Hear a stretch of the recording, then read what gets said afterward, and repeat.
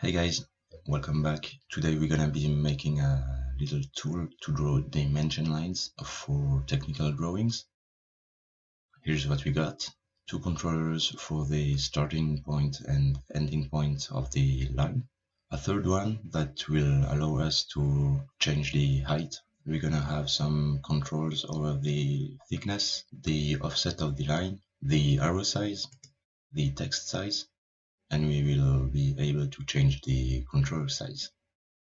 And last but not least, we're gonna have an animation slider.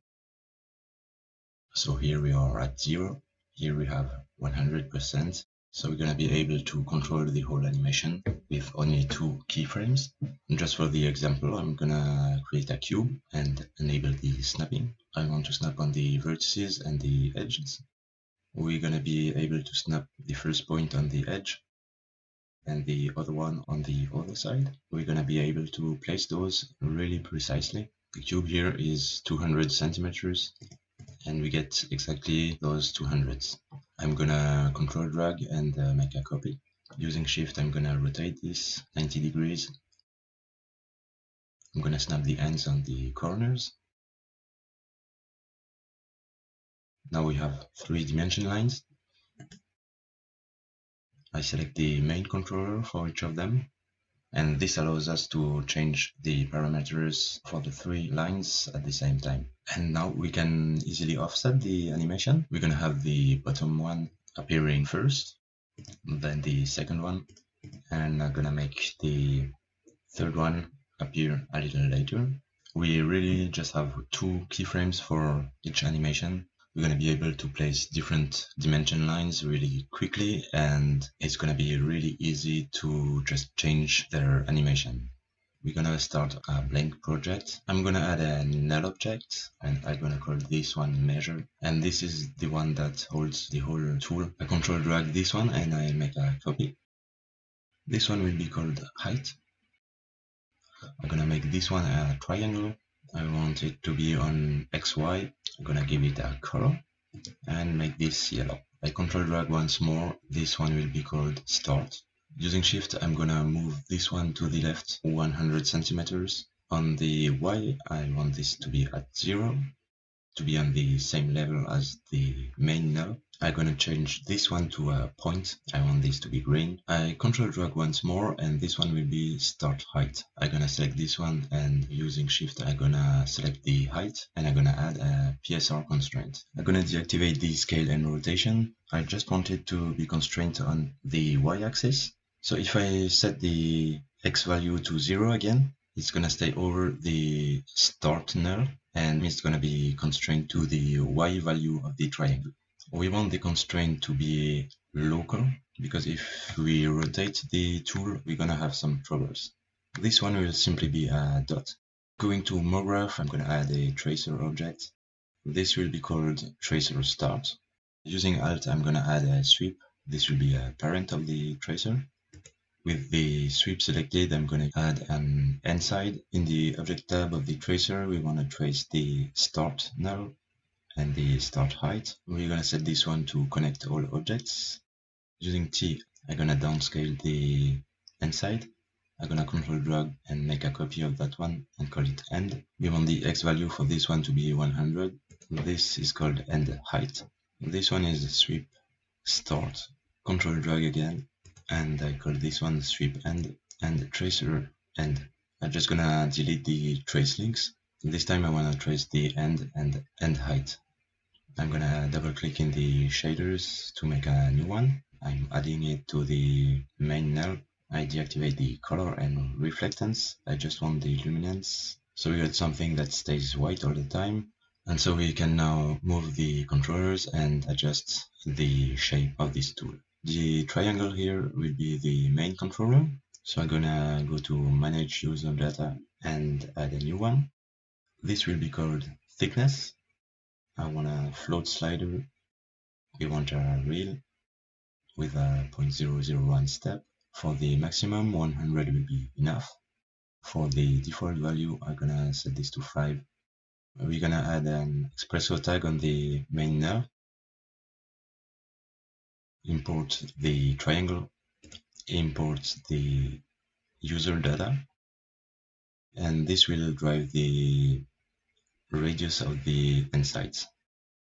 I just import the radius for both of them. I'm gonna add a math node and I'm gonna multiply by 0.5. We're never gonna make this so big, so maybe I'm gonna adjust the thickness. So I select the triangle, I go to manage user data, and for the maximum I'm gonna set this to 5. It's gonna make things easier and more precise. So these are the extension lines. We're gonna select those two elements, and using shift I'm gonna add a null. I call this one start arrow and the other one end arrow. I'm adding a new tracer object. This one is the tracer arrow. For the trace link I'm gonna add the start arrow and end arrow. I want to connect all objects. We have this new line which will adjust when we move the controllers around. We're gonna go back to the user data on the triangle. I control drag the first data and call this one offset. I'm gonna set the maximum to 200. Back to the xpresso, I'm importing the height controller. I'm adding a color to spot them easily. Let's set this to green, and I do the same for the other. It's the same object, but I'm importing them multiple times for visibility. I import the offset on this one. I import the start and end arrow, and we want to change the Y position on those. So I import it in the xpresso. I add a new math node and I connect. The math node will be set to multiply, and I want this to multiply by -1. And this will allow us to offset the main line.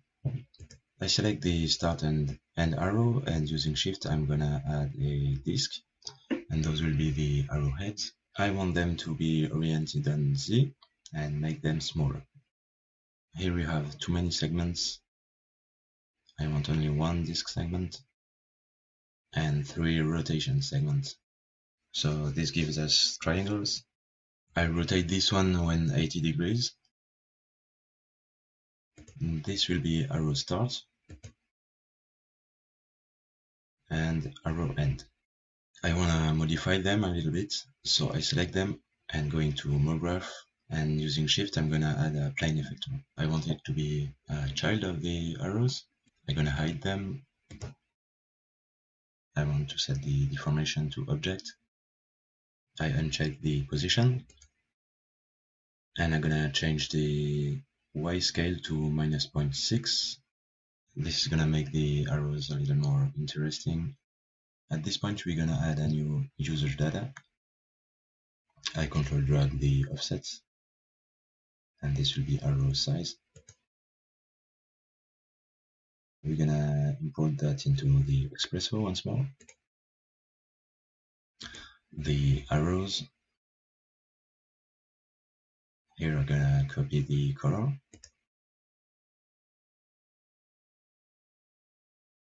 I'm gonna use a new node called remark. This will help us to organize things. I select the node, and in the remark I'm gonna write base position. So this will help us to see a little bit better what we are doing. I control drag to make a new remark, and I call this one arrows. This way we can visually split the different parts. I select the height and I import the arrow size. And for both disks I'm gonna import the outer radius. And here I directly connect this to the arrow size. As we use the null position, the arrows are not where we want them to be. We're gonna have to correct that. So we wanna offset the position by the radius of the arrow and the radius of the line.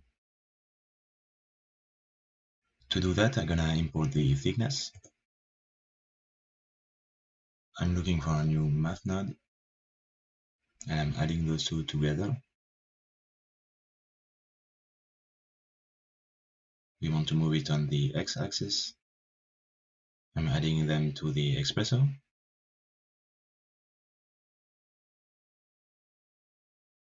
I select the nodes and right-click Optimize.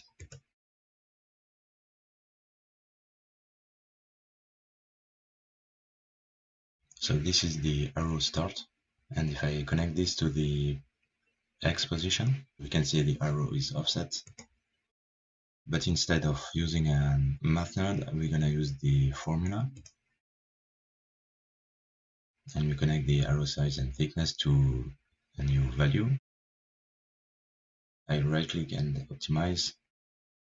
We're gonna do the same as in the math node. Here I just type in value 1 with a capital V. I'm gonna check the use port names, which allows us to use the input names. It's gonna be value 1 plus value 2. If we come back here, we see that we multiplied by 0.5 the thickness to get the radius. So we're gonna do the same for the arrow. In the formula node, the thickness is value 2. So we're gonna multiply the value 2 by 0.5. And now we got the arrow touching the line. For the arrow end, if I connect this directly, it's not going in the right direction. To correct that, I'm gonna add a math node. I connect this one between, and I'm gonna multiply the result by -1. So we got the arrows in place, and we're gonna add a plane now to visualize the tracer. So I make a new plane. I'm gonna add it to the end. I want the orientation to be on Z+, and we just need one segment for the width and height. With the plane selected, I'm gonna just add in a spline wrap using Shift, because we want this to be a child of the plane. I select the spline wrap, and we're gonna drag in the tracer as a spline. I'm hiding the spline wrap, and now we got the plane following the tracer. I'm importing the plane into the xpresso. I'm gonna move that down, and here it's the height that we wanna change. So I import that. I'm adding a new math node. I connect the arrow size and the output of the math node to the plane. I'm gonna set the function to multiply, and I wanna multiply this by 0.2. I'm hiding the tracer. If I now change the arrow size, the thickness of the line will be proportional to the arrow height. Here we can see that we have a small issue with the line. So in the tracer, instead of using the start arrow and end arrow, we're gonna use the disks. And we're gonna trace from the middle of the first one to the middle of the second one. I'm gonna delete the trace links, and I'm gonna import the arrows. So we're gonna have to change some settings in the tracer. I'm gonna unhide the tracer, and we can see that we are tracing the original vertices of the arrows. So we're gonna deactivate trace vertices, and we are good to go. I'm gonna mask the tracer, and now we are missing the value, and we're gonna do that using a mode text. I wanna align it to the middle to center it. I want the depth to be 0. I'm gonna import that into the xpresso. I'm gonna add a new user data, call it text size. I'm control dragging the height once more. I delete the ports, and I'm gonna import the text size. For the text, I wanna select the height, and I'm connecting this directly. We want the text to be exactly between both nulls. I'm gonna import start and end, and I want to get the X position. I need a new formula node. I connect both to the formula. I check the use port names. I want to add value 1 and value 2. We want the capital V because otherwise it's not working. And I'm gonna divide everything by 2. I'm importing the X position for the text and I connect it to the formula. And now when I move the start or end, the text stays centered. So for the Y position, it's gonna be this null minus this one. I import the Y position for them with a new math node. I select everything, right click, optimize, and we want to subtract this one by this one. So this will be the Y position for the text. So the issue here is we already have a negative value for this one. So instead of subtracting, we're gonna set this one to add. So for now, the text is like this. We're gonna adjust this later. So what we want to do here is cutting the line to have the text sitting in between. So to do that, we're going to have to find the dimension of the text. In the xpresso, we have the bounding box where we can connect an object in the input, and it's going to output the bounding box size. But this node is only working on polygonal objects, but the more text is a generator, so this is not going to work for us. We're gonna import the text, and we're gonna have to find another way to do that. We're gonna use a Python node. I'm deleting the existing ports. Here we want the object output, and on the Python node we want a link, and now we have input 1. So in the Python, input 1 is referencing the object. We're gonna delete this, and we're gonna write output 1 is equal to input 1 dot getrod. We want a capital G and capital R. I'm gonna add a new cube. I'll import it. I'm gonna select this size. On the output side of the Python, I want a vector and I connect this to this size. And now the cube is exactly the size of the text radius. So starting from the middle to the border of the text. If we want the full size of the text, we're gonna multiply this by 2. And now the cube is exactly the size of the text. We're gonna adjust this a little bit. So on the output we had a vector, so we could use a vector tutorial. So this allows us to split the vector in its 3 components. So instead of having just one vector, we're gonna have 3 values, x, y, z. Here I'm gonna just import the x and y, delete the size, then I connect them to the vector tutorials. For size z, we're gonna just type in 10 centimeters, or maybe just 5. This is just to give it some thickness. So this is the plane we're gonna cut. So I select it. Using Alt, I'm adding a boolean, and we want the cube to be in there too, and it's gonna cut inside the line. And now when we change the text, if I change the size, for example, the cut will adjust. To see both at the same time, I'm gonna select the cube, go to tags and use the display tag.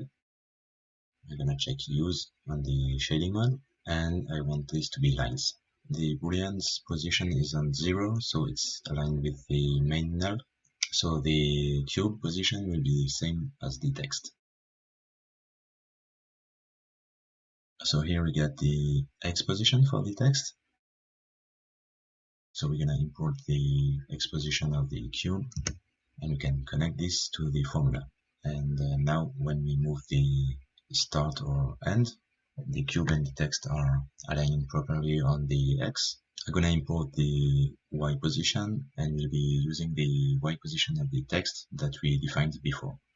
If I activate the boolean, we get our cut. We want to add some room for the text, so we use another math node, and we're gonna multiply the x size. I'm gonna set this to multiply by 1.1. So this adds a little space between the text and the line. Now that we know the y size of the text, we're gonna be able to correct its y position. We're gonna add a new formula node.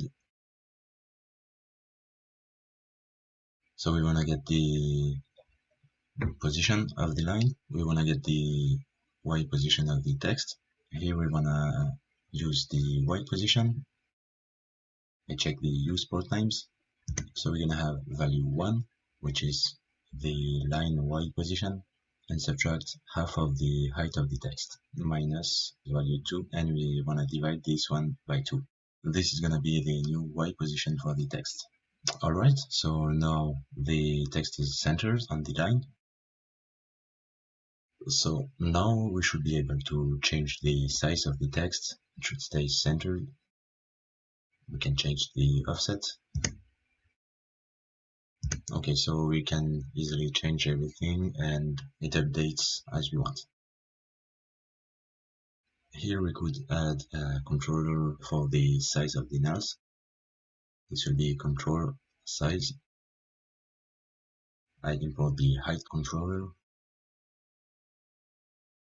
I set this to green. I import the control size. I import the start, the end, and the height. And we want the radius for each one. Here I connect everything to the control size, and I'm gonna increase a little bit. Now what we want is to animate this. I go back to manage user data, I add a new one, I set this on top and call it anim. I want this to be a float slider from 0 to 100%, 0.001 for the step. This is what we're gonna use to control the animation. I'm adding a new data and I want this to be a separator. So this is just for visual convenience. Here we have the animation controller, and down there we have the parameters. I'm gonna copy the remark. I'm gonna call it animation. We're gonna need the height controller and the animation slider. I'm gonna hit Ctrl D and set my FPS to 25. I want 100 frames. The animation goes from 0 to 100%. So to see what's going on, at frame 0, I'm gonna set the keyframe for 0%. At frame 100, I'm gonna set another keyframe. Then I'm gonna right click animation, show F-curve. I'm gonna select both points. We want this to be linear. This way, this slider is gonna be kind of our new timeline. Now we're gonna have to import our different elements. So we're gonna grow the first line, then the second, and then we want the arrow and text. I get my sweep start and sweep end. I want to animate the end growth. I import it on both. And you want a range mapper. I use the animation in the impact. I control drag it to have a second one. I'm going to look for a result node. If I connect this, we're gonna see that here we are at 100%, so the result is 1, and at 0 in the result we have a value of 0. For example, if I go to frame 10, here we're gonna have 0.1. For the sweeps, here we're gonna have percentages, so I can connect this directly. So the end growth is gonna animate from frame 0 to frame 100. The two range mappers are gonna be useful to control the animation. So for the output, we want this to go from 0 to 1. And the input, for the first line, we could go from 0 to 0.7, for example. And for the second one, we could go from 0.2 to 0.9. I'm gonna move this aside. So the first one is animated from 0 to 0.7. So it starts at frame 0 and it stops at frame 70. And the second one is going from 0.2 to 0.9. This means it starts animating from frame 20 to 90. I want to speed this up. It was just to show you the relationship between the slider and the animation. I'm gonna set the end keyframe to 25. I'm gonna set the end frame of the timeline to be 30. Now, selecting the range mapper, we're gonna be able to add a spline. And by control clicking, I'm gonna add some points. So by default, we're gonna have a smooth line. I'm gonna change the shape of this spline. This way, the animation will be really quick at the beginning, and then it's gonna smooth out.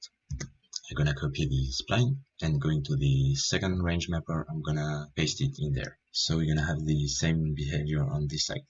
Using this same principle, I'm gonna animate the arrows. In its end position, the arrow X position is at 0. And this is half of the overall length of this setup. I'm gonna set the range mappers to blue to find them easily, because if we want to change the dynamic of the animation, it's going to happen in the range mappers. We're gonna be animating the end arrow X position. Be careful, here we want the null object and not the disk. So I import both of them in the xpresso. I import the X positions. So we want this to go from half of the distance to 0. So half of the distance between start and end. So start is at minus 100, and I'm gonna set this to 100. It will be easier. I import the X position for the nulls. I'm gonna add a math node. I'm gonna connect the start and the end. I'm gonna reuse the result node, connect it. I'm gonna subtract. Here we're gonna have minus 200. So I'm just gonna invert both of them to have a positive value. I'm adding a new math node, and I'm gonna divide this by 2, which is the same as multiplying by 0.5. This gives us 100. I'm gonna set the color of this one to green, and I'm gonna copy paste the height and the range mapper. We're simply gonna multiply this value by the output of the range mapper, which goes from 0 to 1, but we want the opposite. We want this to go from 1 to 0. We want another math node to multiply both values. If I connect this to the result, and I want the calculation to be an animation refresh to have the result updating in real time. For the range mapper, I want to clamp lower and upper values. This way it doesn't go further when we get past frame 25. At 0 we have 100, and at 25 we're gonna have 0. So this depends on how the nulls are positioned. If I move the end null, we're gonna have different values. So we want to use this inside the start arrow position and end arrow position. So here the start is okay, but the end is not going in the right direction. So we're gonna copy the multiply. We want to multiply by -1. As we copied this from the previous ones, we already have the spline setup. We're gonna have a smooth animation. I import the motext. Now we want this text to get a value. In the object tab, I'm gonna select the text. And we want to calculate the distance between the start arrow and end arrow node. I'm gonna import both of them. This time we are not importing directly the position from the attributes. We want the global positions. I'm gonna click and go to the coordinates, global position, and global position. We do the same for the second one. We're gonna look for a distance node. We're gonna connect. We're gonna just check the result. If I import the text field, we're gonna be able to connect the text to the distance node. If we move things around, the text is updating. So this is a float value, but we could easily change this to be an integer. If we add a float function node and connect this in between, by default it's set to exponential. We're gonna set this one to float. So I think this way the animation is cleaner and things are not jiggling around as much. So here we are almost done. Maybe I'm gonna add some more room around the text. And so I'm gonna set the multiply here to 1.2, even 1.5.